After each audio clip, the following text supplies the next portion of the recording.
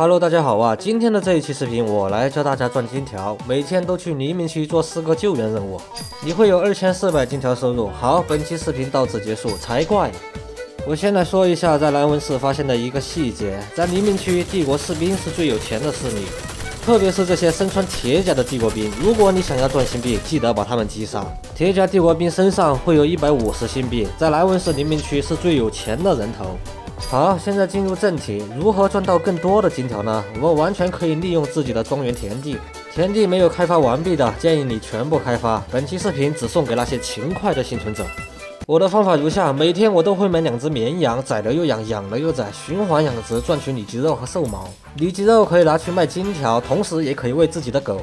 兽毛拿来萃取。随后就是1级资源和2级资源了，骨头和爪子是必买的，同时记得多买一些小树苗。我现在已经成为了伐木工武士，每天都会种植非常多的小树苗，主要是用来采集副资源小树枝，只要你有时间就会有金条赚。在这个末世下，武士被迫成为伐木工。给玩家们看一下我的加点方案吧。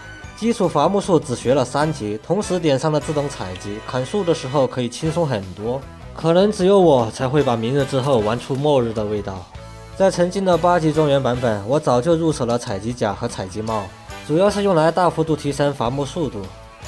伐木是非常消耗宝石度的，在砍树之前，我们还要准备充分的食物。赚金条的方法就是这样循环渐进，砍了又种，种了又砍。180个小树苗够你用来砍好几天了。顺便补充一句，砍树之前最好是制作奶味牛角包，提升副资源的暴击率。来到交易之城，把我们的劳动成果上架，里脊肉和小树枝卖金条。虽然这些资源都很廉价，但是需求量非常大，剩下的就是坐等收金条就行了。刚刚上架的材料差不多都卖出去了，我的赚金条方法就是这样，分享给幸存者们，利用好自己的庄园田地，这就是你游戏中最大的财富。